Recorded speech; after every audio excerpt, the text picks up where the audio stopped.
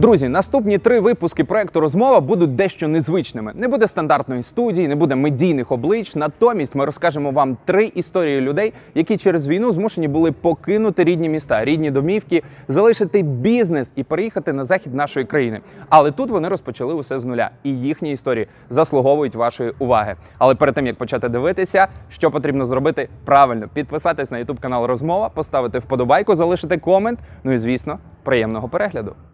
Можна сказати, що переді мною сидить український Стів Джобс? Да, от така робота. Приїхав і куриш. А що, скільки коштує кав'ярню відкрити? Відкрила Google. Рецепт зубної пасти. Однозначно, це історія успіху. Не відкривайте бізнес. Це срака той бізнес. Born in Харків, made in Івано-Франківськ. Сам дрон не зробить кращий врожай. Ми відкрили, гроші вкинули, вийшли, все, а тепер давай, працюй. Війна, робота, життя. Є ж такий варіант, що нам взагалі не буде куди повертатись. Але я тримаюсь. Я тобі не дам сльоз. Позаду мене простір кофі, але я не просто прийшов сюди попити каву. Я хочу розказати вам історію Поліни та Кості, які з Херсону мали полетіти у весільну подорож до Шрі-Ланки. Натомість, через весь цей руський мір у них трапилася подорож вимушена до Івано-Франківська. Але тут вони взяли і відкрили свою кав'ярню буквально за місяць. Як це трапилось? Про все у них зараз розпитаємо. А що, скільки коштує кав'ярню відкрити? Прийдемо, посмотрим. Не відкривайте бізнес. Там війна, а я тут п'ю каву. От як їх? Встали, чемодан розсіять, дурачки, на своїх БТРах. Є ж такий варіант, що нам взагалі не буде куди повертатись. Ти закриєшся через місяць. Є ті, які думають, що ми там з окупантами співпрацюємо. Ти де ще живеш, алло? Зараз я дістану свій блокнотик з мріями. Коротше, люди – це головне. Костя, Поліна, це наша з вами друга спроба. Вчора нам завадив дощ, а сьогодні, бач, сонце, щоб ви відчували себе максимально як в Херсоні. Ви там народились, ви там виросли. Яким було це місто до 24 лютого? Було, та в принципі, непоганим. Хорошим, маленьким, затишним містом зі своїми приколами, зі своїми плюсами, мінусами. Якби ми були всім задоволені. Звісно, багато людей там хочуть з нього виїхати, поїхати в якісь такі більші міста, там, де більше можливостей.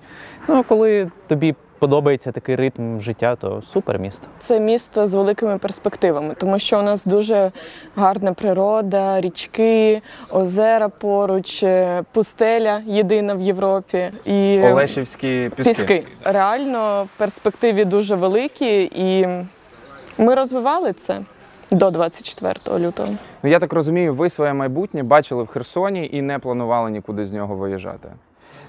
Не планували. Постійно піднімали це питання в плані того, щоб переїхати чи за кордон, чи в якесь інше місто. І от Поліна була за те, щоб жити в Херсоні, мати там нерухомість і мати можливість просто пожити в іншому місті, там місяць-два або в іншій країні. Ну, про це всі, в принципі, мріють. Я просто така патріотка і України, і свого рідного міста. І я завжди хотіла жити, мати свій дім або свою квартиру в Херсоні, але мати можливість подорожувати. Є такий стереотип, що Херсон – це кавуни. Чим ще місто славилось, окрім кавунів? Моряками. Костя моряк, до речі. Серйозно? Моряками, морем, помідорами і соняшниками. Но цього всього взагалі в місті не було і нема. Тому що кавуни, що море – це взагалі не про Херсон. До моря 90 кілометрів, кавуни у нас під деревами не ростуть, помідори теж, і соняшники також. Тому фактично про це і був наш окремий проєкт «Херсонська кава» для того, щоб привернути увагу до самого міста і трохи змістити вектор з уваги загальної, то, що є достаток області. Тому що саме місто виходить таким транзитною зоною, в яку ніхто ніколи не заїжджав, не бачив його таких властивостей, але бачив кавуни. Я одразу хочу нашим глядачам сказати, вибачте нас за якісь зайві звуки. Час від часу буде готуватися кава, час від часу буде чути звуки будівництва. Ми пишемось на вулиці, це наша друга спроба. Вчора нам завадив дощ, сподіваюся, що всі ці звуки вас не будуть напружувати. А десь поки шумить, це класна нагода підписатись на YouTube канал «Розмова», поставити лайк, залишити коментар, бо все це допомагає просувати україномовний контент. А взагалі все це передає нашу атмосферу тут. 100%. Тому... Атмосфера шикарна, і ми про це ще поговоримо. Кость, Полін, Херсон – це, в уяві всіх російськомовний регіон. Ваше знайомство з українською мовою коли і як відбулося? Та ще в школі. Я учився в українській школі. У мене було багато уроків української мови. Ну, розмовляли ми російською, 1,5 роки, може трошки більше назад я перейшов на українську, якраз коли вийшов мовний закон, щоб підтримати працівників. Тобто закон про сферу послуг, що обслуговування має бути українською мовою. Та-та-та. І в той же момент я вирішив, що теж розмовлятиму українською, щоб наші ребята, яких умовно змусили це зробити, там обслуговувати українською, попри те, що вони розмовляють російською, не сильно через це переймалися. Ніхто з них не перейшов на українську. Перейшов ти. А потім Поліна теж так старалася, але вже коли почалася така війна з Росією, то вже повноцінно перейшла теж на українську. Я вирішила ще 22 лютого перейти, вже так остаточно. Ти якраз за 2 дні до війни. Так, і це було трохи складно, бо реально люди розмовляють російською і, я не скажу, що там хейтять, але просто такі, що? Немає соціуму україномовного, і ти виглядаєш трохи як біла ворона, дивно. Плюс, напевно, люди всі тебе, які знали, здивувались, бо знали тебе російськомовно. Так. І плюс на роботі у мене або англійська, або італійська, або російська. Коротше, українською вони не знали, на жаль. Але будуть знати, я думаю. І також в школі познайомилися. У мене ЗНО 198 балів по українській мові. Так що, В мене щось там до 190, але так далеко я не зайшов. Є різні думки. Хтось дуже гостро зараз каже про українізацію, що це якраз той час, коли треба українізовуватись. Є інша позиція, і кажуть, що для українізації потрібно більш спокійний час, більш спокійна обстановка. Мовне питання, воно на часі чи ні? Складне питання, насправді. Я би сказав, що на часі. Як на мене, зараз це конкретно той період часу, коли його треба поставити і поставити достатньо жорстко. З іншого боку, слухаючи аргументи своїх умовно друзів, які в такій же ситуації, як і ми, яким довелося переміститися зі свого рідного міста, покидати там все, вони приїхали сюди і говорять абсолютно протилежне. Тому я поважаю їх думку теж, маю свою. І, в принципі, мер Івано-Франківська в пості дуже влучно, як на мене, опублікував, що він підкреслив ще слова, я не знаю кого, але сенс в тому, що там, де російська мова, там туди завжди буде йти руський мір. І це дуже сильно на мене вплинуло, тому що воно фактично так і є. За мову йде їх мір. Я би цього не хотів. Но, як на мене, кожна людина має свою мати думку і самостійно обирати. І я, наприклад, нікого не змушуватиму і ніколи якось ворожу і негативно не буду ставитися до людини, яка буде розмовляти російською, бо чомусь вона так хоче. Це її вибір, її право, окей. Я теж думаю, так. І не на часі зараз єдине – це суперечки між своїми. Треба переходити, я за те, щоб всі перейшли реально, тому що у нас вже, вчора мені розповіли, що ці російські в Херсоні, вони прикидаються вже волонтерами, і розмовляють вже ж російською, тому що в Херсоні також російською. От як їх? Тобто, як мінімум, мова – це індикатор свій-чужий, і це теж треба пам'ятати. Я зрозумів твою позицію. Ти за те, щоб це питання ось в цей момент вирішити раз і назавжди, і фактично більше до нього ніколи не повертатись. Час якраз для цього ідеальний. Коли люди приходять і спілкуються російською, ви як відповідаєте? Українською? Українською. Я просто в житті розмовляю українською. Тобто ти вже не переходиш? Я ніколи не переходив. Саме перший день, коли я ще в Херсоні 1,5 року назад ми були на фестивалі, прийшли на фестиваль, працювали там, це Херсон, підходить до мене чоловік, всі ж розмовляють російською, але всі розуміють українську. Я йому відповідаю, він говорить, а нормально можеш сказати? Я кажу, в сенсі нормально. Він каже, по-русски скажи. Я кажу, я російською не спілкуюсь, вибачте. Я не кажу не знаю, не вчив, просто правду відверто кажу, я не спілкуюсь. Він щось таке постояв на мене, подивився, розвернувся, пішов. Та йди собі з Богом. Що значить по-нормальному, дядя? Ти де ще живеш? Алло? По-нормальному? Це ти спілкуйся по-нормальному. Клас. Від початку повномасштабного вторгнення Херсон – єдиний обласний центр, який потрапив під окупацію. У вас хто там залишається? Що вони кажуть про ситуацію в місті зараз? У мене тато залишився і багато друзів, наші працівники з кав'ярні. Зараз складно, тому що немає зв'язку взагалі.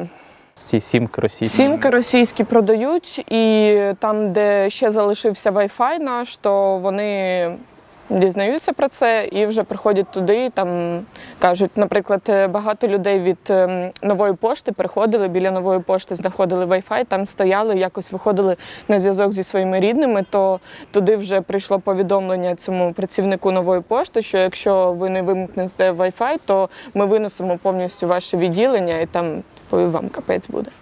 Що вони кажуть взагалі про ситуацію в місті? Там дійсно готують референдум?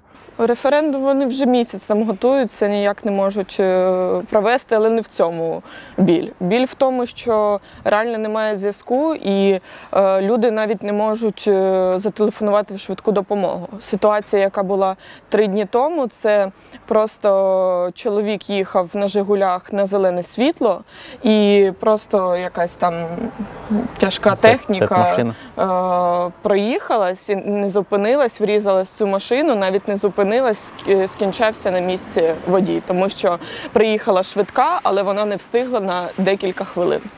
І в ситуації, коли у дитини температура велика і також не змогли вночі зателефонувати, тому що не було зв'язку, і дитина також померла. І цих ситуацій дуже багато, і ми багато чого ще не знаємо про Херсон. Те, що немає продуктів українських, вже закінчується, те, що гуманітарка не проходить в область, те, що аптеки вже давно порожні, і те, що робили волонтери, вже вони не можуть робити, тому що не пропускають машини. Машини з Одеси з ліками, які вже там просто коробки, ящики стоять у цих волонтерах в Одесі, в Миколаєві, вони просто не можуть проїхати в Херсон, тому що не пускають вже по тижню. А люди з цукровим діабетом... Ну, зараз же новий прикол. Вони там буквально вчора-позавчора почали вскривати аптеки, продуктові магазини, ставити свої замки і казати власникам, все, це наше тепер. Тобто таке рекетирство 90-х років. Фактично вже рекет. І, вони так спокійно, плавно, умовно, їм нічого там зараз не заважає, вони потроху якби роблять ту справу. От вони якби заявили одразу, всі такі, що ж робити, да, там, якби це сповільнили якось їх темпи. Ну, от сказали, там, будемо сім-карти продавати. Що? Вже продають.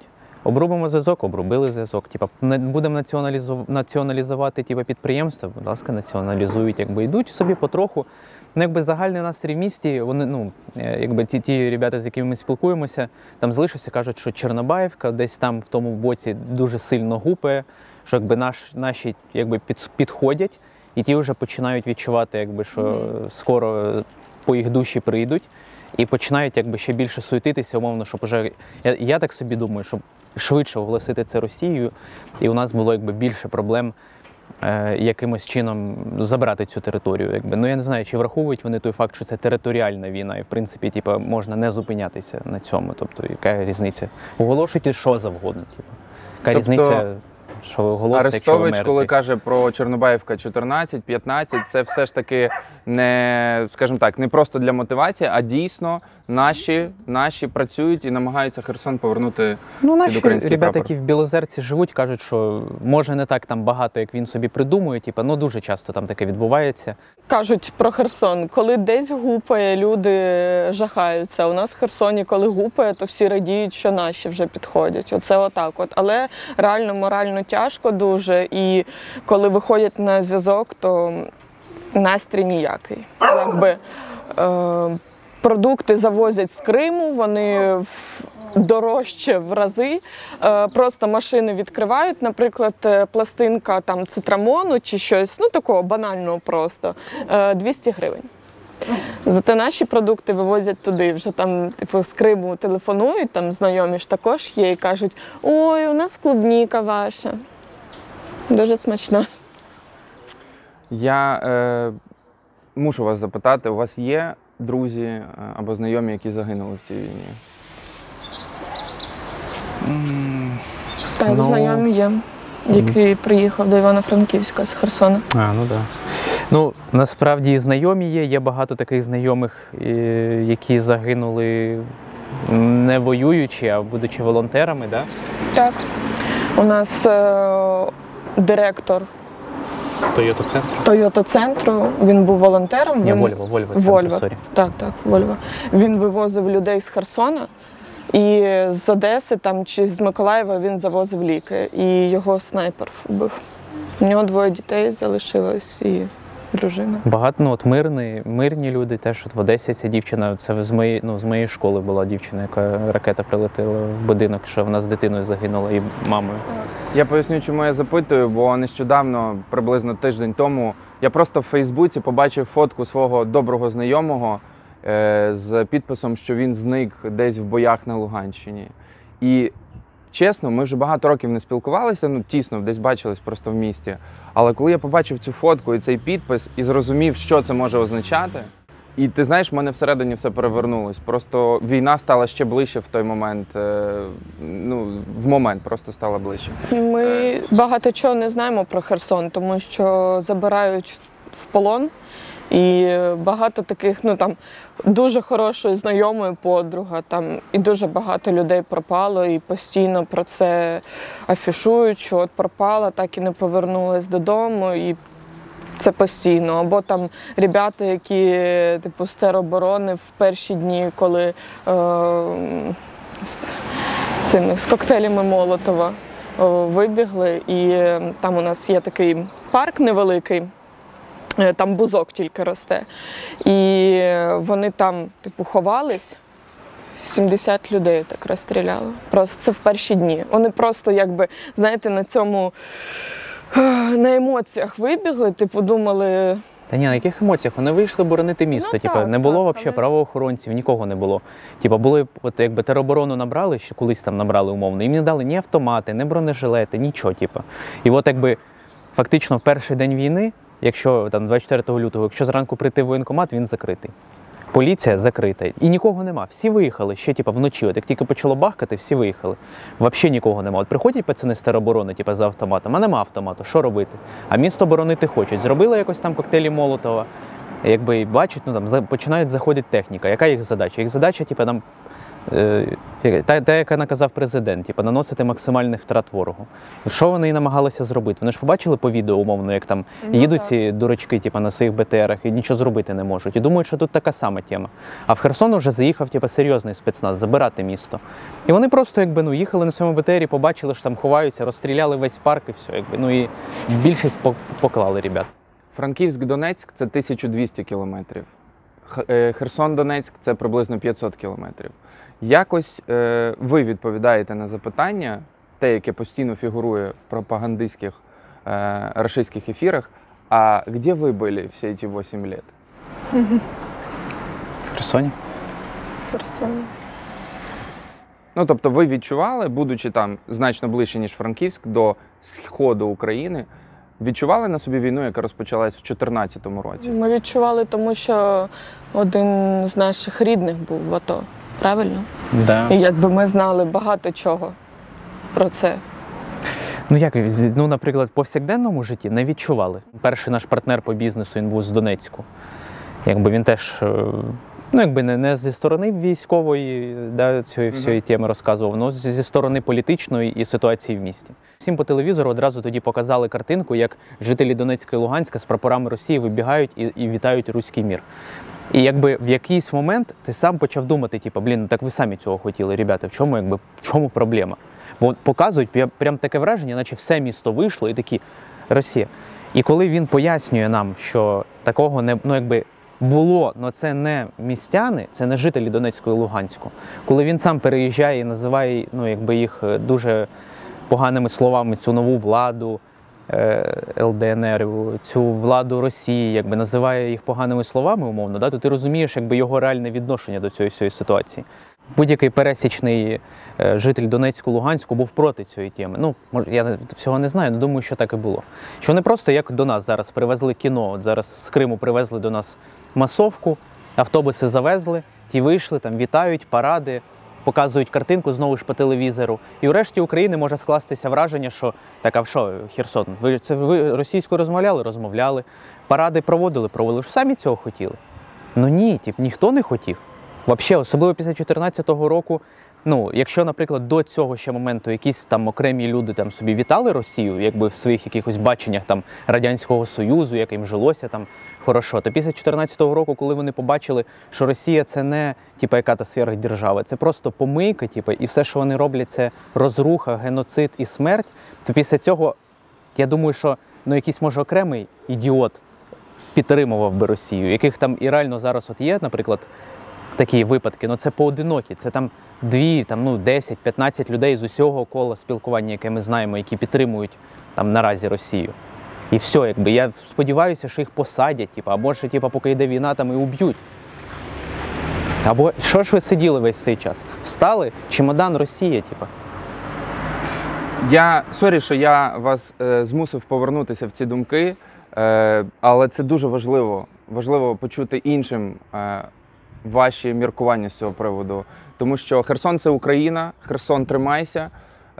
Ми віримо в наші Збройні Сили України і віримо, що Херсон скоро буде деокупований, але важливо вас почути, важливо, щоб інші чули вас, тому що ви молоді, прогресивні люди покоління, яке рухає цю країну вперед. І дякую вам за те, що не соромитесь проявляти емоції і говорити чесно. Трішки від цього відійдемо і поговоримо все ж таки про каву і про те, що ви робите. Нарешті. Так, сорі, Полін, просто це дійсно дуже важливо, ти розумієш, так? 10 років, Кость, ти займаєшся кавою. 9. 9. Ну, скоро ювілей, будемо святкувати. Як ця любов трапилась? Чому кава? Пив каву вдома, якось так почав варити з турки, була турка, була галіма кава. Дуже сподобалась вона мені, і ми, в принципі, з друзями кожен день ходили в одну і ту саму кав'ярню. У нас в Херсоні там є досі така вся кав'ярня, дуже класна. Ходили з друзями, сиділи годинами, там розмовляли, і я думаю, блін, ну прикольно взагалі, атмосферно і бариста, тоді такий набір був класний, що вони такі всі активні, позитивні. Якось ти їх бачиш, да, і навіть не відчувається, що люди там по 13 годин на день працюють, бо під вечір такі на заряді. Ну, якось так, це перший такий досвід. Першим ділом іду в кав'ярню, бачу, висить оголошення, що шукають баріста. Думаю, ну, типу, була не була. І тут мені дзвонок, типу, з кав'ярні. Приходь на співбесіду, типу, ти нам наче підійшов. Я прийшов, поговорив, кажуть, завтра вже можеш стажуватися.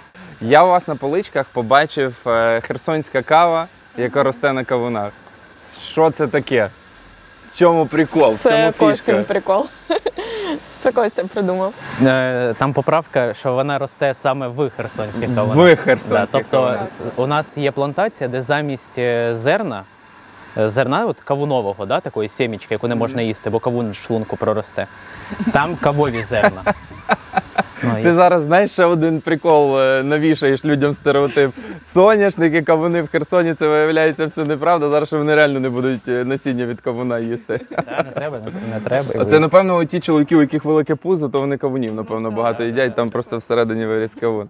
Полін, тебе хочу запитати. Багато людей переїхало до Івано-Франківська із зрозумілих причин, але не кожен з них через 20 днів відкриває кав'ярню.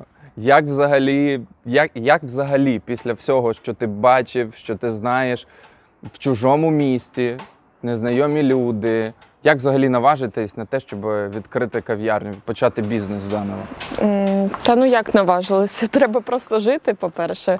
У нас з собою з Костю був досвід, у мене там якийсь досвід роботи з людьми взагалі і, можливо, і в кав'ярні. От, у Кості свій досвід 9-річний, тому у нас з собою був досвід цей і гроші на весільну відпустку. Це також така дуже цікава історія. І ми зрозуміли, що от все, що ми маємо, якби треба щось робити, щось жити. Тому що ті люди, які зараз приходять і кажуть, от би, а чим би займатися, то у них просто є гроші. Мабуть. Слава але Богу. у вас теж були. Я думаю, що за гроші з весільної відпустки, скільки б ви могли прожити, не працюючи? Ну, ми рахували, що десь там рік. Якби вони були в мене, то півроку. А то і місяці 3 при інших розкладах. Ну, якщо серйозно, Якби то в десь Кості, то, рік ви може, могли б не жити. знаю. Ну, ми так, важко видно, ви сказати. про інші суми знаєте. Костя щось більше знає. Я просто рахую, а Поліна так собі придумала.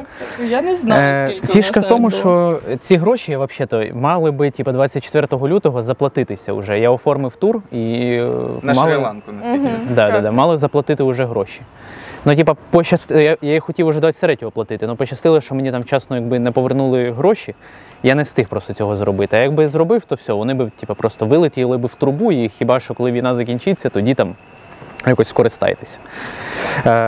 А так, ні, вони у нас залишилися, плюс там були якісь там трохи прибутку, мої там ще окремо гроші. І загально, да, ми розуміли, що можна було би, пожити десь там от півроку, рік. Тобто так, умовно, якщо там по нормальній ціні знайти квартиру, не шикувати, понятна річ, рік. Ну, знову ж таки, ми не знаємо, яка була б обставина, і що, може, там довелося б якусь частину цих грошей кудись віддати. Плюс, скільки це все буде тривати. І основне, ми собі подумали, що є ж такий варіант, що нам взагалі не буде куди повертатися. От якщо, наприклад, не дай Бог, не знаю, бізнесу, квартири не стане, і все, а це єдине джерело доходу. Що далі?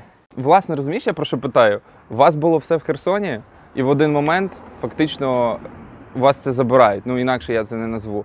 І ви приїжджаєте, здавалося б, добре, що тут спокійно, але все рівно це війна. І ось в умовах війни знову наважитись і так швидко відкритися, це, на це треба мати всередині ось цю сміливість. Ну, розумієш? щоб люди не подумали, що все так легко, то коли ми приїхали, я шукала роботу, і Костя шукав. Я шукала роботу, але потім ми так вирішили, що давай. Ну, Костя це запропонував. Але це каже, дуже давай. короткий термін, 20 днів, так? Після того, як ви приїхали в Франик, ви вже відкрились. Вам вже 1,5 місяці приблизно. Ну, ми приїхали 12 березня, Так. а відкрились ми 20 квітня. Ми Ну, два десь тижні ми...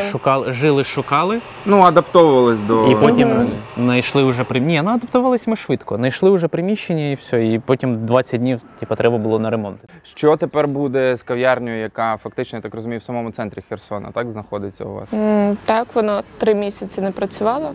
Ми на 3 місяці закрились, тому що, я особисто від себе кажу, я боялася за наших працівників. У нас в основному працюють дівчата, і ніхто не знає, що на умі у цих людей. І якщо вони зайдуть до кав'ярні, то я досі не знаю, як поводитися нашим працівникам, і як розмовляти, і як себе вести, і якусь інструкцію дати я не можу.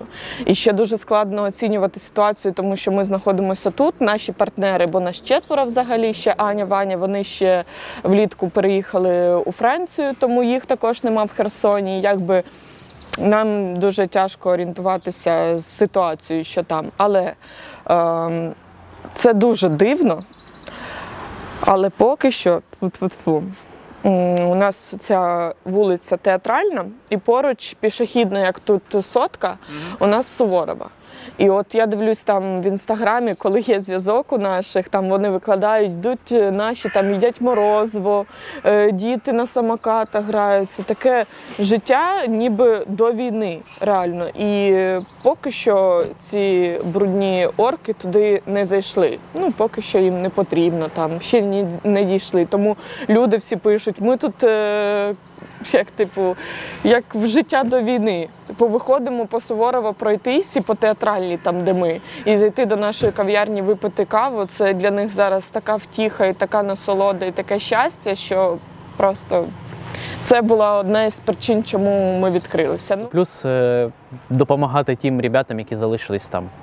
Бо морально, і коли вже матеріально. нема змоги, наприклад, якісь свої гроші там відправляти, бо ми одразу сказали, якщо вам треба гроші, можете звертатися. До нас, знаєте, що в будь-якому разі ми вам будемо вас сапортити.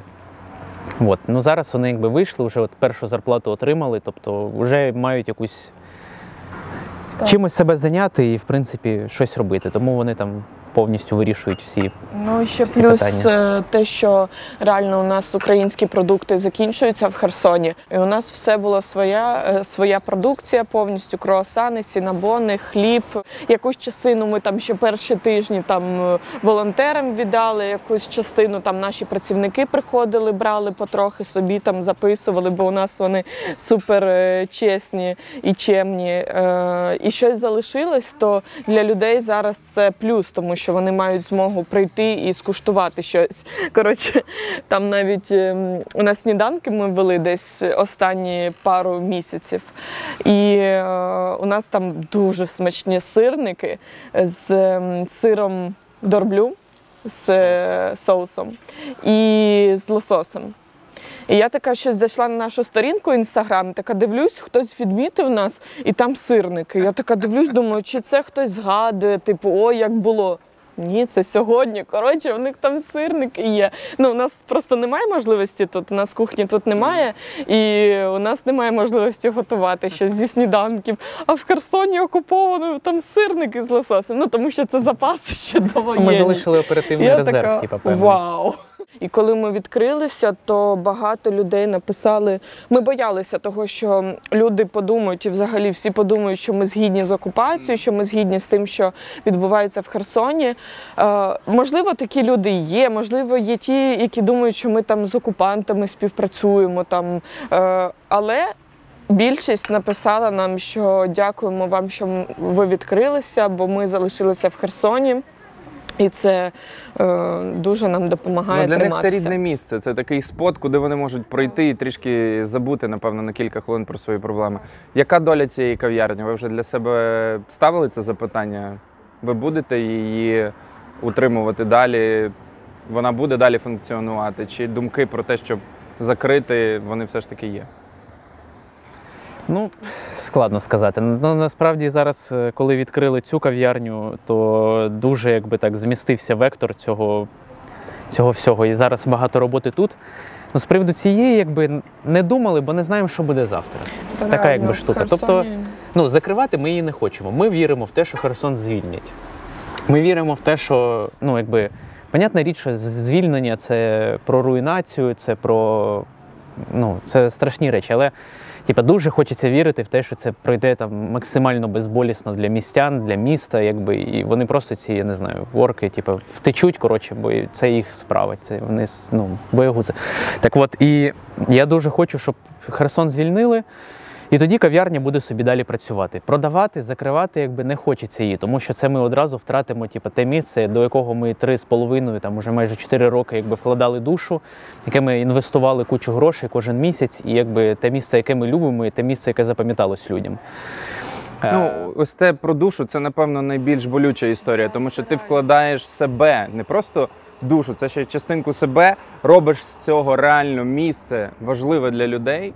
І я розумію, чому ти кажеш, що ви не хочете, щоб воно перестало існувати. Це реально як дитина, в яку ми вкладали, знаєте, як дитину водять на кружки всілякі. От ми так само кав'ярню розвивали. Ми робили фотозони там такі, що просто вау. Ну, я реально, бачив, жива ялинка, клас. Так, я не люблю вихваляти себе там або нашу команду, але ми реально робили круті речі. Ми там на Хеллоуін робили вечірки, такі там діджея гукали, всі приходили в костюмах. У нас було як тут, пару у нас лампочок, скільки тут, у нас 10 чи скільки, у нас там було 100 штук. Ми покажемо і просто фотки. всі під цими лампочками постійно тусили. І у нас було таке, що ну там багато хто після нас вже в Херсоні, реально Херсон освітився. Освітлення було більше, тому що всі хотіли такі лампочки. Потім ми замовляли ялинку живу і все це фасад обробляли. У нас дуже гарно було. Ну, тобто, і ялинки живі ти у нас розповідаєш, були. і я прям відчуваю, що ви цим жили просто зранку до ночі. Це була справа і є справа вашого життя. У нас люди спочатку йшли фоткатися до нас взимку, а потім вже на головну ялинку. Слухай, я, знаєш, про що подумав, що найбільше тому факту, що ви не вимикали лампочки, раділо обленерго, тому що лічильники крутилися ось так. Ну, так. Як вас зустрів Франик? Чи зіштовхнулись ви тут з якимись проблемами? Чи в принципі приязно, лояльно і комфортно вам тут одразу з перших днів було? Ми Ще тут ніяких четверте проблем. вже, тому Четверте Франик чи був типу, Не випадковим вибором. так, так. Я вже казала, нас 4, Аня і Ваня. Ваня взагалі з Галича, і він з Франківська. Він жив тут, Аня з Херсона, вони зустрілись в Києві. Коротше, потім Ваня переїхав в Херсон, і вони жили вже на 2 міста. І ми до них приїздили сюди в гості не раз. І осінню, і влітку. І для нас це місто вже було знайомим і таким, можна сказати, Близьким. рідним. Франик завжди подобався, і ми коли приїздили сюди з Костю, то ми вже казали таке, що було б круто тут пожити. І, можливо, навіть відкрити кав'ярню, бо тут дуже лояльні ціни на житло, порівнюючи з Херсоном.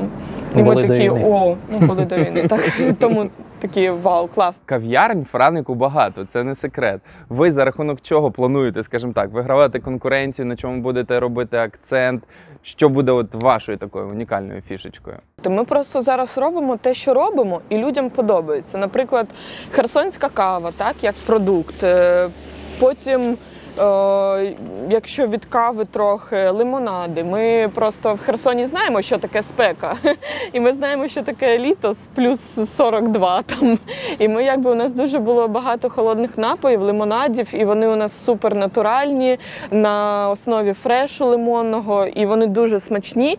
І вибачайте всі, але поки що в Франику я такий лимонад не пила ніде, тому що у нас він реально насичений і дуже смачний, і багато видів. І ще на днях ми знайшли новий смак – це хвойний. І ми були там на зустрічі, нам сказали, що тут у нас не сильно до хвойного, якщо б ми зробили кавуновий, то було б круто, а тут так.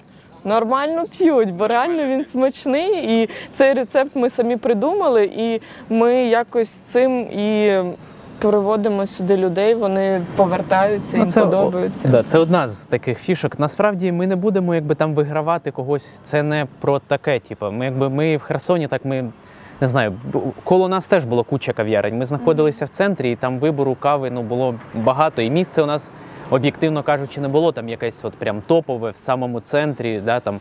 Тобто, коли ми відкривались там, ця вулиця була порожня, там не ходили люди, не їздили машини, бо я особисто 2 роки ходив туди-сюди там. І там взагалі було порожньо. І коли ми відкривалися, всі казали ти що, та тут людей не буде, ти закриєшся через місяць. Через місяць, як ми відкрилися, через цю вулицю всі ходили вже гуляти в парк. Я не кажу, що це наша заслуга. Там заслився будинок, якісь офіси повідкривались, але фактично там настільки виросла оця вся життя, що коли ти приїжджаєш туди, в понеділок, не знаю, 8 ранку, вже припаркуватися нема де.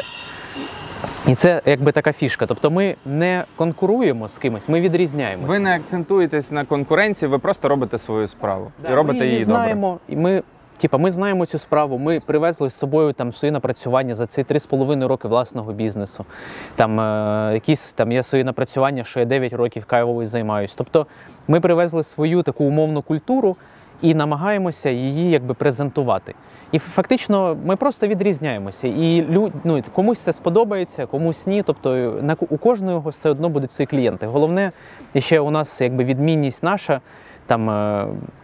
я не відмінність, я сказав би, а я вважаю це нашою фішкою в тому, що ми ніколи не зупиняємось. Ми ніколи не зупиняємося в плані розвитку, в плані старань, інвестування. Тобто у нас нема такого, що ми відкрили, гроші вкинули, вийшли, все, а тепер давай, працюй, і гроші мені сюди клади.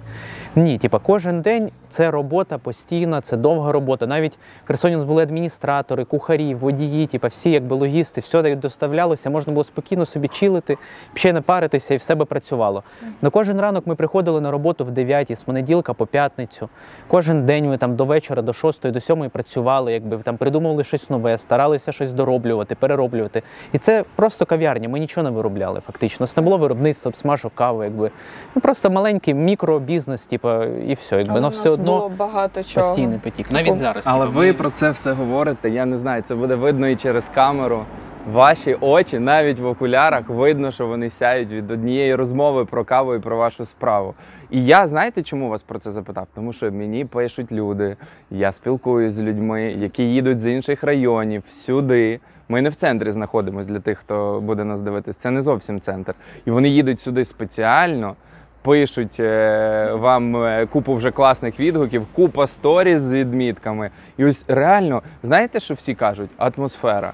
Що ви тут створили таку атмосферу, де затишно, де спокійно, де прикольно. І навіть здавалося б така фішка з підписами стаканчиків імена. Та? Ну, я це бачив теж, там і Starbucks робить, і, напевно, можливо, інші кав'ярні світу. Але Франику ніхто не підписує поіменно стаканчики. Як то кажуть, мелоч, а приємно. Да? Тобто це дуже кльово. Ну, ми багато спілкуємося з людьми. Це також дуже важливо завжди, а І це я зараз теж як помітив. ніколи. Тому що у нас там просто ми як психологи, можна Так. сказати, а люди психологи для нас. Вони приходять і хочуть отримати якусь підтримку, якусь посмішку просто, доброту. І це складно. Я, наприклад, за баром не працювала ніколи, я завжди я спостерігала і не заважала. А зараз я стою і розумію, яка це робота. І це також плюс, що зараз я деякі процеси взяла на себе, так, які ніколи не чіпала в Херсоні. Наприклад, там виробництво лимонаду або карамелі. І я завжди цінувала наших робітників, але коли я зараз стою і варю карамель, а вона мені обпікає руки і обличчя, я така вау! А наші дівчата, це також наша фішка була, ми робили скільки? 2500 десь боксів новорічних.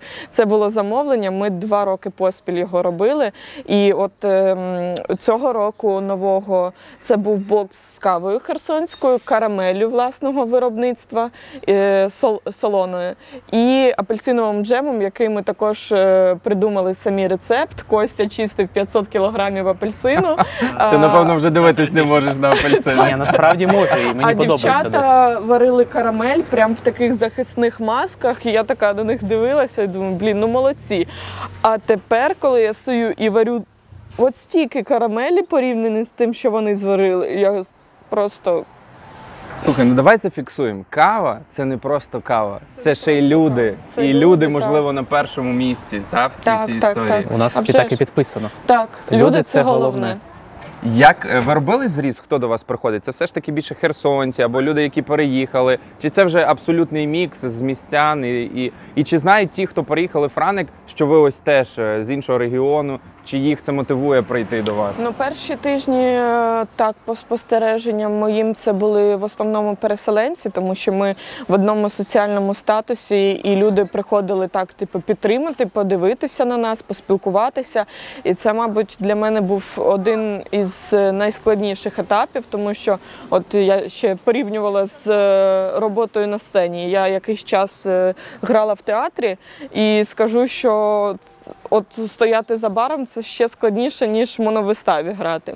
Тому що ти стоїш просто отак перед людиною, і ти повинен, от як виходячи на сцену, ти повинен просто забути про всі проблеми, про те, що там якусь погану новину ти прочитав, або щось там з настроєм не так, або посварився з кимось. Все це залишити отам за сценою. Так само і тут. Ти повинен всі проблеми, всі там свої емоції залишити ось тут за кав'ярнею, а там ти потрібен людям для спілкування, для підбадьорювання. реальний психолог такий. Так, і перші тижні це приходили переселенці там з гарячих точок, і те, що вони розповідали, просто в голові не вкладається. А вже згодом там пам'ятаю, як перші люди заходять там і кажуть, ми з Франика, ми такі, ой, ну Як так було хвилююче, хвилююче, так. А зараз вже багато франківчан ходять. До речі, ви колись думали про бізнес за кордоном? Чи ніколи таких думок не було? Друзі, як ви розумієте, виробництво контенту – справа не дешева, тому у нас нарешті з'явився спонсор. Цього разу це Hotline Finance. Якщо ви плануєте виїзд за кордон на власному авто, вам точно потрібна страхівка. Раніше потрібен був тільки паперовий варіант, але зараз дозволили користуватись електронною версією. Тому зелену карту зараз можна легко, швидко та безпечно оформити на сайті Hotline Finance. Просто вводите свої дані, оплачуєте, і електронна страхівка приходить прямо вам на емейл. Ну а за промокодом «Розмова» ловіть знижку 10%. Продовжуємо дивитись випуск далі. Так, у мене брат рідний, він переїхав у 2014 році в Бельгію, вже отримав там громадянство, і в принципі, вже от, коли він його отримав, то ми вже почали говорити про це. Там він приїжджав в Україну, потім ми в Грузії зустрічалися з приводу того, щоб відкрити в Бельгії кав'ярню. Бо він каже, типу, там нема такого, як є от в Україні. Ось, я тільки хотів сказати, це правда, що в Європі лажа взагалі з кафешками. Ну, я багато їздив, я ми підтверджую. були в Італії, це капець. Це просто. капець, це капець. Їхні І кав'ярні, це... у Франції ще на більш-менше, півстолові. Не Італія. просто там умовно є місто, це може бути там якесь дуже велике місто. У них є там такі мережеві всякі заклади, які там, типа Старбаксу. І це основна маса. І може бути там 5 спешалті кав'ярень якби на все місто. Ну тобто, або ладно, не просто спешалті, якщо там не розуміють, якщо не просто якісні кав'ярні, там штук 5 всього. У нас, наприклад, там, якщо брати Херсон, да, це таке малесеньке місто. У нас там може бути там 10 якісних кав'ярень з усієї маси. А в Києві взагалі там? У Києві там взагалі 100 кав'ярень, типу, дуже якісних. У Франківську їх там теж є. Ну, я не знаю, там не всі ще знаю, але упевнений, що там мінімум 10 штук з якісною кавою, типу, є. І це, типу, навіть шукати не треба. Ти от просто йдеш собі, ти бачиш, тобто, якісну кав'ярню від неякісної дуже просто відрізнити, насправді. Якби люди це, теж розуміють. Та просто, чи є там люди, ось і перший показник. Там, і чи повертаються вони знову і знову, і чи бачиш ти знайомі обличчя кожного разу. Як боротися, і чи було у вас оце таке відчуття? Там війна, а я тут п'ю каву. Та кожного дня таке. У мене особисто так. І оговтує мене тільки робота тут. Бо реально, я кажу всім, що я свої вихідні не люблю. Фіксуючи, якщо ви ставите собі запитання, друзі, як пити каву, коли там іде війна, пийте каву, працюйте, відволікайтесь роботою. Це а поки складно. п'єте каву, можете лайкнути наш випуск і підписатись на наш канал. Я, знаєш, що хотів тебе запитати? Ти сама проговорилася, але я до того все одно би дійшов, Що я вже сказала? що ти ходиш по інших кав'ярнях. Розкажи мені, ти ходиш туди. Це професійно. Так, от власне, мені цікаво, ти ходиш туди просто попити каву, щоб не пити, скажімо так, тут, де ти є постійно, чи це все одно моніторинг, аналіз інших гравців цього ринку? Я завжди навіть в Херсоні ходила в інші кав'ярні. Це, по-перше, підтримати також. Це, по-друге, відволіктись. Це, по-третє, порівняти. Коротше, коли приходила я в Херсон в простір попити каву, з кимось там зустрітись, це не виходить. Або хтось дьоргає, або я бачу квітку, яка зав'яла, і треба її швидко підрізати, або поставити іншу. Або ще щось побачили, треба підказати, або там, постійно якась двіжуха, і хотілося трохи відволіктись, відпочити. Ти забула сказати, як ми приходимо в кав'ярню, а там черга за парою, і ми такі, походу кави не буде, пішли в іншу кав'ярню. Пішли в іншу кав'ярню, так, або пішли за бар, там, мити посуд, допомагати. А ти коли Франку приходиш в кав'ярні, ти якось скажеш про те, що у вас теж кав'ярня, чи хіба якщо про це зав'язується розмова? Якщо зав'язується розмова, так, хочеться просто іноді, просто як відвідувач, щоб не було там якихось там поглядів, або там, щоб... Ні, тут взагалі всі позитивно відносяться, всі максимально дружелюбні, порівнюючи з Херсоном. Тому що коли в Херсоні відкриваєш кав'ярню, то ти так, прийдемо, посмотрим. Отут у Франику тільки скажеш, що ви відкрили кав'ярню, всі такі, вау, класно, ми прийдемо, підтримуємо, і приходять реально. Єдине питання.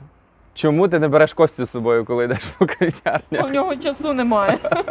Ти хоч в одній кав'ярні Франику був? Не в своїй? Так, звичайно. Делікація ми ходили. Делікація, фабрика кави, кофі-леб, бюро. Legendary. Legendary по-любому. Ми поки відкривалися, там постійно фільтр брали. Слухайте, коротко, без назв де, є в Франківську смачна кава? Так. Так.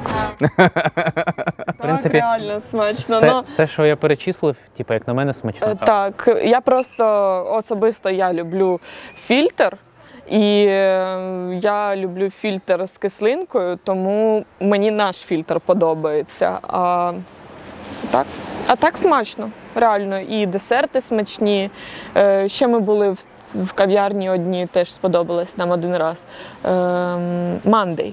Mondays. У них там всякі веганські штуки, без цукру десерти. В них така десерти ми не куштували, бо ми не ПП.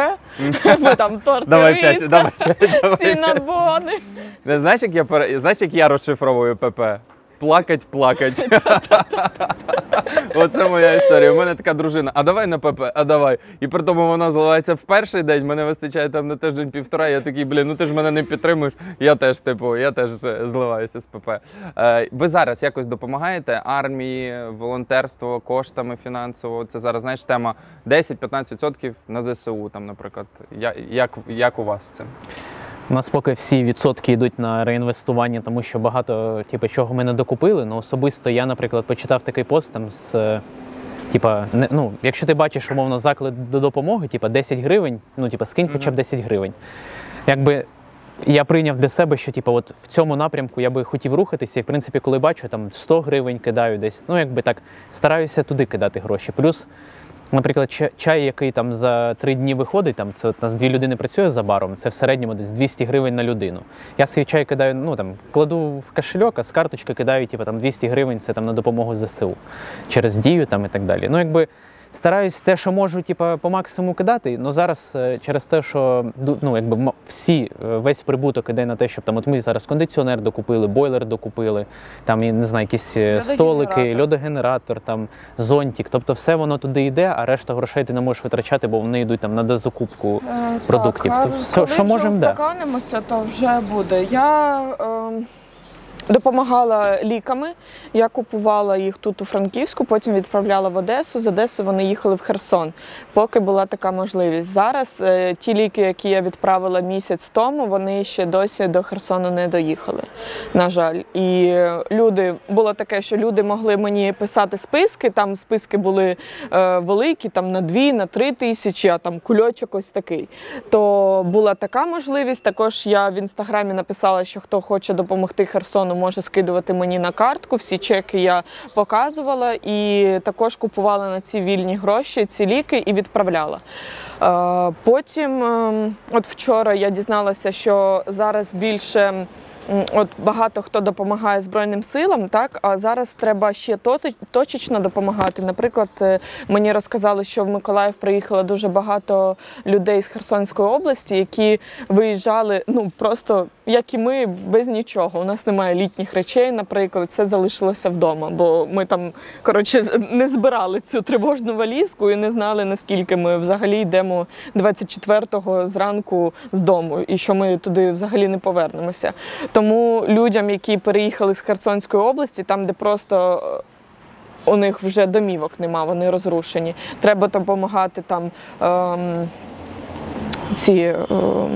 мікрохвильовки, речі літні.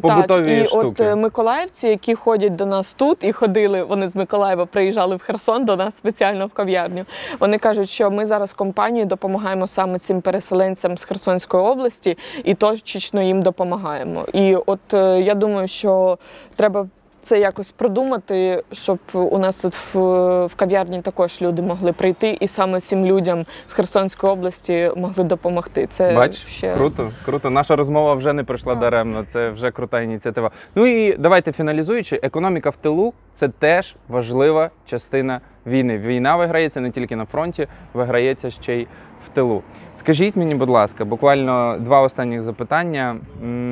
Я чувак, який 10 років працює івент-ведучим. Всі 10 років, можливо 8 з них, коли в мене трішки з'явились кошти, я зрозумів, що міг би відкласти якийсь стартовий капітал, я постійно думав про бізнес, але я постійно мав якісь фактори, чому мене це стримує. Ой, я не знаю, чим я хочу, ой, я боюсь прогоріти, ой. І в мене була фінансова можливість. Як от тим людям, які бояться, вагаються, не знають, яку сферу обрати, що ви їм порадите? Не відкривайте бізнес. Коротко не вийде. Ні, реально, якщо позитивно сказати, то робіть, тому що все, про що ми думаємо, потрібно це в життя воплощати. Тобто просто брати і робити. Бо завтра може не бути, а потім такі, а я хотіла. Тому що я думала відкривати квітковий бізнес рік. І добре, що не відкрила. Я збиралася в березні поїхати якраз на навчання флористики. І думаю, слава Богу, тому що якби я цей холодильник з квітами би вивозила з Херсону, коли ми тільки чемоданчик і кішечку нашу взяли. Якби я там плакала за цим квітковим, бо в першу чергу ти вкладаєш душу, а потім вже гроші. Як Костя сказав, то краще не відкривати, якщо ти не вирішуєш присвятити цьому життя. Тому що багато хто от зараз приходить і думають, що це кав'ярню відкрити, і щоб кав'ярня працювала, це треба на кнопочку на кавомашині натиснути і все. Будуть тут і люди, і кава буде варитися смачна, і все буде круто. Ні, уже багато запитів таких, що приходять і кажуть, ну так, а що, скільки коштує кав'ярню відкрити, а скільки потрібно там часу, або напряму вже пишуть там люди. От ми ніколи з кавою не були поруч, але хочемо відкрити кав'ярню. Ну, це непросто. Поліна з такої більш позитивної сторони це говорить, типа, беріть і робіть. Типа, ну, да, це правда, типа, беріть і робіть. Ну, тільки якщо у вас є якийсь умовно досвід, або у вас є освіта спеціальна, або ви розумієтеся, як будувати і як будувати процеси і на якомусь типу, хоча б менеджменті ви розумієтеся, тоді, в принципі, ви можете відкривати. Ну, якщо, наприклад, цих знань немає умовно, просто є якийсь бюджет, типу, то дуже просто відкрити гаманець і засадити $10 в якесь приміщення і відкрити бізнес. Взагалі, це ізі зробити, це можна дуже швидко типу, все провернути. Фактично, єдине питання, на яке треба відповісти собі типу, перед тим, як щось відкривати, це чи готовий я цьому присвячувати все своє життя, тому що не можна відкрити бізнес типу, і вийти з операціонки. Типу, це хіба що у віснах можна так зробити, у вісні. Тут ти маєш розуміти, що ти повністю тут, і що це не якась там, типу, ти відкрив і все, це додатковий твій прибуток. Додатковий прибуток можна на Binance, типу, там, криптовалюти, коротше, собі там купувати, трейдити, не знаю, там, і намагатися пограти з цим. Можна додатковий прибуток собі інстаграм-магазин з продажу чохлів на айфони завести. Ну, якщо ти хочеш працювати і заробляти гроші, то ти маєш там працювати кожен день. Не кажу зараз працювати за баром, а працювати над тим, щоб кав'ярня розвивалася і росла. Щоб ти створював ці сенси, за якими люди будуть до тебе повертатися. І коли ти відповіси собі на питання, що да, я готовий цим займатися, от чому до мене будуть повертатися, коли ти зрозумієш, чому саме ти.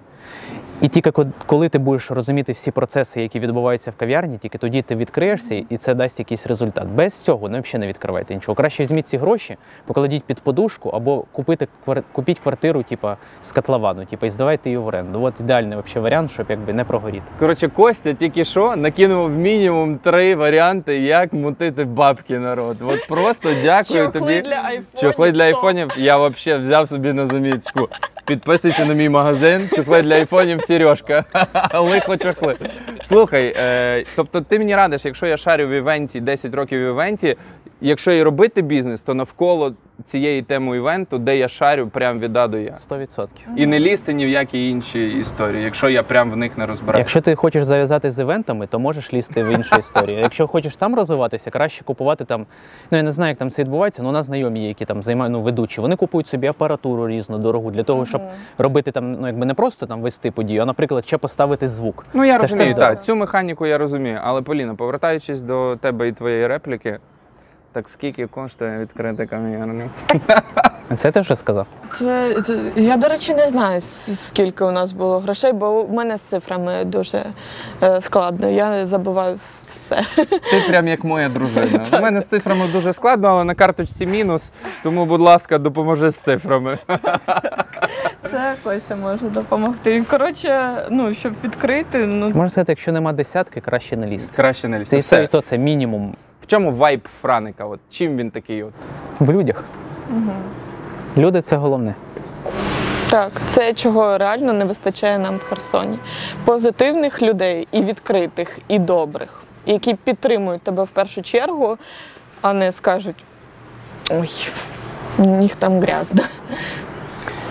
Тут дуже розвинений молодіжний цей сектор, тобто з Херсону переважно молодь виїжджає, Київ, там Львів, Дніпро, Одеса, тобто стараються покинути це місто, бо молодіжний сектор там не розвинений, молодим людям нема чим займатися. Тут навпаки, тут дуже коло цього багато ініціатив, які працюють, що люди молоді можуть себе приткнути, знайти себе в будь-чому, там, в бізнесі, в громадській діяльності, тобто для них тут створені умови, де можна побігати, покататись на велосипеді, якось налаштувати свій досуг. Я думаю, що вони сюди приїжджають, а не виїжджають. І це плюс.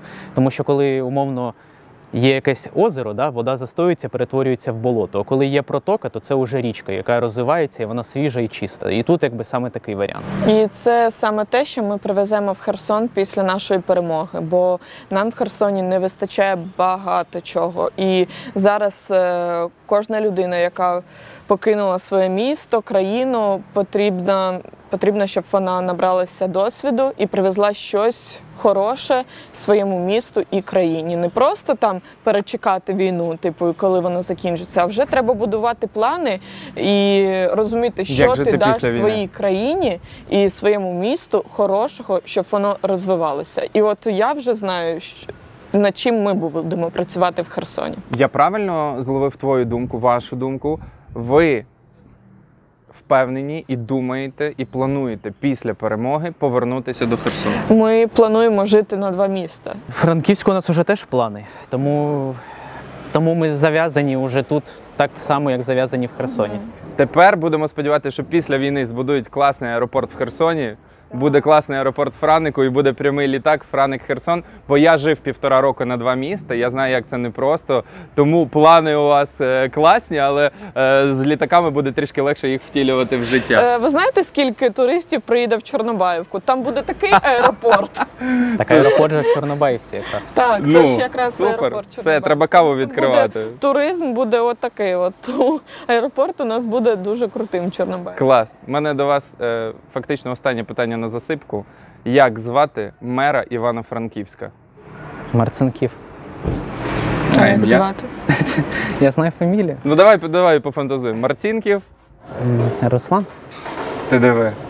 Я на його канал підписаний, просто щось фамілію так пам'ятаю, а ім'я. Ну я правильно? Ти да, правильно? Руслан Марцінків. Круто. Я думав, зараз піде там, знаєш, Олег, Андрій, поперебираємо, яке би ім'я йому писало, а ти одразу влучив. Я ще в Херсоні, коли жив, я знав його фамілію і знав якби про його роботу і про те, що його майже там 75% обрали на другий термін. Якщо я буду можливість, я теж буду голосувати, тому що я зацінила цей транспорт, який він... Комунальний електротранспорт. Так, комунальний електротранспорт. Ну, я озеро сподобалось. зацінив, не знаю. Ну, озеро вже ж, ми бігаємо. Озеро. Інколи. Ну, проблеми є, як і в будь-якого міста, але тим не менше. Останнє. Про що ви зараз мрієте? Про перемогу, а вже ж нашу. Це найголовніша мрія, щоб війна закінчилася, ми перемогли. А крім, про перемогу мріють всі. Якась така є у вас особиста мрія ваша двох, крім перемоги? Перемога – це загальноукраїнська мрія. Навіть світова, я би сказав. Зараз я дістану свій блокнотик з мріями. Коротше, перша мрія – це через місяць на річницю дозволити собі поїхати на день відпочити, бо ми працюємо навіть на вихідних. Через місяць, через 2 тижні. Ого! Я не забула дату. От і сімейна сварка попала в кадр. Друзі, а поки у них там сімейні розборки, підпишіться на YouTube канал «Розмова», поставте лайк не сімейній сварці, а нашому каналу і поширте це відео, щоб його побачили якомога більше людей. Ну, на Шрі-Ланку, напевно, треба поїхати. Так. Можливо, вже буде не Шрі-Ланка, тому що там багато росіян, і я не хочу їх взагалі бачити. Та й там теж щось неспокійно, наскільки я чув. То їм дуже не пощастить, що вони мене побачать. Слухайте, а знаєте про що, от поки ти міркувала, Шрі-Ланка, Чорнобаївка, знаєте про що я зараз замріявся? Щоб на Херсонщині, на Миколаївщині, на півдні України була така своя Шрі-Ланка, щоб шрі-ланкійці вагонами їхали. У нас є Джарел-Гач острів, і це дуже крутий острів з дельфінами.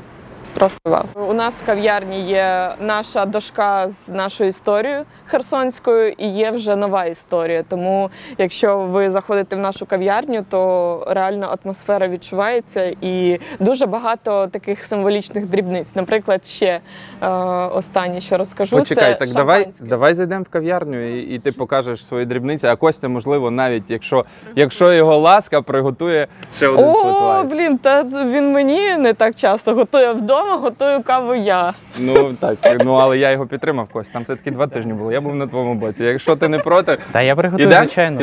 Ідемо всередину, пішли.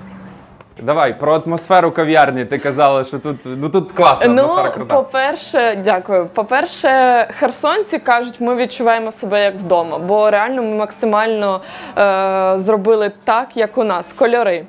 Сірий, білий, чорний, дерево. це те, що у нас в Херсоні. Потім далі у нас є квітка. У нас в Херсоні залишився такий фікус, і він дуже великий, ми його з театру забрали. Ти про цю квітку? Так. Є ім'я, у мене мої друзі дали ім'я фікусу. Це Франик. А в Херсоні урбаніст, бо він раніше в нашому іншому закладі був раменній урбаніст, який називався. Прикольно. От, ця квітка у нас в Херсоні аж от така, вона отак прям іде. І Нічого, Франик теж підросте. Підросте, бо вже це листя вже тут виросло за 10 днів. Прикольно. Тому так, тут у нас кавові полиці, у нас така філософія, щоб люди пили каву смачну не лише в кав'ярні, а й мали можливість пити смачну каву і вдома, і в офісі. У нас в Херсоні були полиці побільші, і було більше обсмажчиків українських. І тут якби Ну от зараз... я вже бачу, що я хочу таку пачечку Херсонська собі, кава, хочу так, собі це додому. наша. Так, і тут якби і місцеві представлені, ось можна їх впізнати, Прикольно. і Піньора, і Одеса, і... Доброго дня. Доброго дня. Слава Добрий Україні. день. Героям слава. Героям слава. Слава Херсону! Слава Франику. От, ну, якби щось таке душевне, це також листівки. В Херсоні можна не всюди їх знайти, так, щоб там просто написати якісь слова. Зараз це так важливо. 100%. І це ректор університету нашого єдиного. Головного університету, це ректор. У вас така, слухайте, українська гарна, ви так зайшли. Ну, мова, так? 5 років роботи в Верховній Раді. Ну, ви так з позицією зразу, круто. Ви тут не перший раз, ви вже постійний, так, клієнт? Добра кава? Я з Херсона, так. Так, Я з Херсона, я Путіма. Так. Смачна кава тут? Чудово. А чому ви сюди заходили? Ну, я ж думаю, ви так пройшли ціленаправленно, відчувається, що... Це моя студентка. Ну то що погане скажу, розумієте? І також ми підтримуємо інших переселенців. Наприклад, це з Києва художниця робить наліпки, це дівчина з Ужгорода, це з Харкова. У нас горішки дуже смачні, які по 100 штук в день розходяться, розлітаються. Ой, горішки просто. це взагалі любов. Також люди з Харкова. Тобто ми робимо таку нібито колаборацію переселенців, щоб допомогти їм, а вони нам. Прикольно. Прикольно. Ну дивись, ми заходили в пусту кав'ярню, ну мається на увазі, зайшли, якраз не було людей. І ось за мить буквально скільки народу. Це і вас, вже наші вас постійні клієнти. Вас реально, ми Дякую. вчора сиділи, перечікували дощ, навіть в дощ заходили люди. І от відчувається, що у вас тут класний вайб. Я єдине можу вам побажати, щоб у вас тут в Франику, як кажуть, перло. Щоб до вас якомога більше людей приходило, щоб те приміщення збоку теж було ваше, і ви розширялись і Так, розширялись. так. Ви круті, і отакі історії, як ваша, дуже надихає. Дуже дякую. Вам дякуємо за підтримку, тому що без вашої підтримки всього цього б не було. І люди – це головне. Якби вас не було, нас би не було. Знаєш, в Франику, не знаю, як в Херсоні, але в Франику дуже люблять обніматись. Так що, якщо ти не проти... Ми теж любимо. Відкрила Google, рецепт зубної пасти. Або поліжи, або пососи. Просто я неадекватна. Якщо я помру, будь ласка, відвези мене у Харків. Я дуже хочу додому.